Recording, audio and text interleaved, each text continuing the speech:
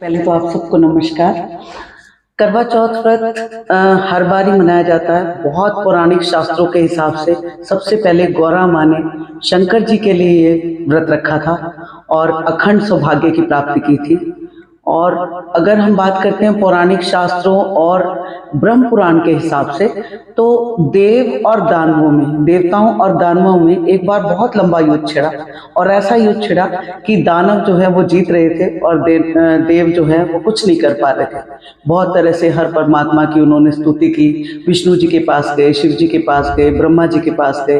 तो ब्रह्मा जी ने अनेक तरह से स्तुति करके ये करक चतुर्थी को, कार्तिक मास की कृष्ण पक्ष की चतुर्थी तिथि को ये मनाया जाता है। तो उसी दिन सभी देवताओं की पत्नियों को ये व्रत रखने को कहा। देवताओं की जीत के लिए, देवताओं की रक्षा के लिए, उनकी लंबी आयु के लिए उन लोगों ने निर्जल निराहार रहकर ये व्रत रखा। और व्रत रखने के बाद शाम को जब सूर्यास्त हुआ और चंद्र उदय हुआ तो इतनी खुशियां मनाएगी कि देवता जीत गए उसी दिन। और चंद्र निकला तो सबने चंद्रमा को अर्घ देके भोजन किया। पति जब घर को आए संग्राम से तो उन्होंने पैर छू के उनका स्वागत किया। तब से यह प्रथा मनाई जाती है कि हर सुहागन कार्तिक मास की कृष्ण पक्ष की चतुर्थी तिथि को निर्जल निराहार रहकर ये व्रत रखती है। पंजाब में खास तौर से सरगी का रिवाज है। वैसे सरगी का कोई विधान किसी शास्त्र में नहीं मिलता, लेकिन सरगी क्यों खाई जाती है? क्योंकि व्रत सूर्य उदय पे शुरू होता है और क्योंकि सारा दिन आप निर्जल निराहार रहोगे तो कुछ लोग जो नहीं रह सकते, या पंजाब में खाने पीने का ज़्यादा प्रचलन है, तो सबसे ज़्यादा सरगी का प्रचलन पंजाब में है।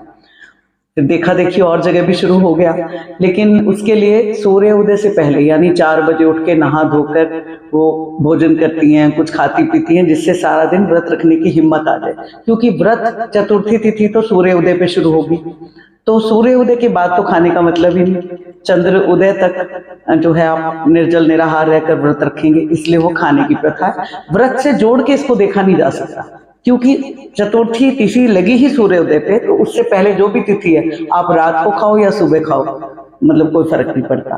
फिर उसमें बहुत सारी चीजें जोड़ दी गई कि जैसे कुछ वैद्यों ने उस जमाने में आयुर्वेद और वैद यही हुआ करते थे, तो उन लोगों ने ये जोड़ दिया कि अगर ड्राई फ्रूट्स खाओगे तो ताकत रहेगी, नारियल पानी पियोगे, फैनियाँ खाओगे तो प्यास नहीं लगेगी, भरा भरा रहेगा, बहुत फाइबर रहेगा, फ्रूट्स खाओगे तो बहुत ताकत रहेगी। तो इसलिए वो फ्रूट, मीठा, सेवियाँ एंड ड्राई फ्रूट्स खाने का रिवाज हो गया।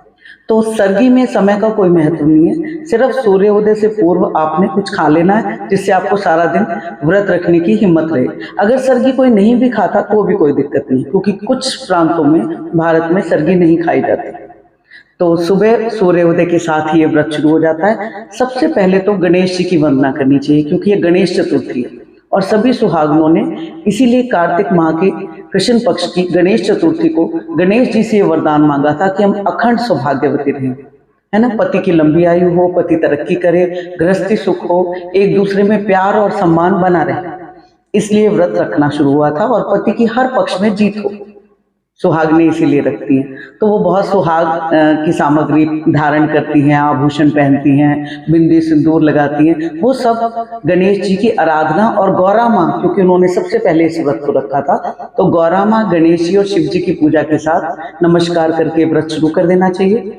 और इस बार अभिजीत मुहूर्त है 12:01 से लेके 12:48 तक। उस 48 मिनट में आपने कुछ विशेष भोजन बनाना है रात के लिए, या कोई तैयारियां करनी है, तो वो बहुत शुभ है, वो टाइम सबसे शुभ है। इस व्रत की कथा शाम को की जाती है, तो शाम को 4:08 से लेके 5:50 तक एक ऐसा टाइम है जब आप व्रत की कथा, पूजन और जो बायना निकालते हैं अपनी सासू जी को देते हैं, वो सब कर सकते हैं।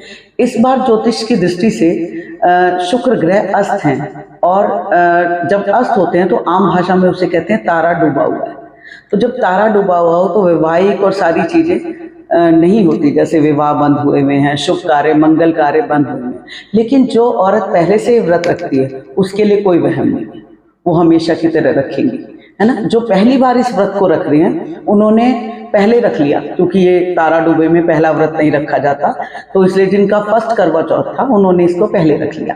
पहले रखने से उसका वो फर्स्ट वाला जो शुभ टाइम है बायना निकालती हैं, वो सब जो है उसका दोष खत्म हो गया। लेकिन अगर फिर भी कोई भूल गया है, ज्योतिष में हर चीज का निदान है, जैसे भूख लगने पे भोजन किया जाता है, ऐसे ज्योतिष में हर चीज का निदान और उसका एक ना एक उपाय जरूर रहता है। तो क्योंकि शुक्र जो है वो डूबा हुआ है, शुक्र ग्रह अस्त है, तारा डूबा हुआ है, तो शुक्र ग्रह को रिप्रेजेंट करती है गौ माता और लक्ष्मी माँ। ठीक है, अब लक्ष्मी माँ साक्षात तो नहीं आ सकती, लेकिन गौ माता सबको मिल सकती है। तो गाय को, क्योंकि वो नीच राशि में गोचर कर रहे हैं कन्या राशि में, कन्या राशि का ईश है बुध, बुध की चीज है पालक या हरा चारा। गाय को अगर पालक या हरा चारा कोई पहली बार अगर ये रख रही हैं करवा चौथ और उन्होंने नहीं रखा, पहले भूल हो गई, तो वो गाय को हरा चारा या पालक खिला के इस व्रत की शुरुआत कर सकती हैं, गणेश जी, गौरा माँ और शिव जी का ध्यान करके। सबसे अच्छी बात रहती है कि आप विश्वास रखें, समर्पण रखें, तो गणेश जी को नमस्कार करें, उनको दुर्वा चढ़ाएं और उसके बाद गौरा माँ को सुहाग की सामग्री सारी चढ़ा दें और उसके बाद उनसे अपने पति की लंबी आयु की, उनकी जीत की, उनकी हर सुख की प्रार्थना करते हुए और अपनी गृहस्थी सुख की प्रार्थना करते हुए इस व्रत को रखें। और शाम को 4:08 से 5:50 तक कथा का समय रहेगा और चंद्र उदय तक फिर आपने व्रत रखना है। 14 घंटे के करीब का ये व्रत रहेगा, सूर्य उदय से सूर्यास्त तक इतना टाइम बनता है। आप सबको करवा चौथ की बहुत बहुत शुभकामनाएं, सबका सुहाग अटल रहे और सब अपनी गृहस्थी में बहुत सुखी रहें।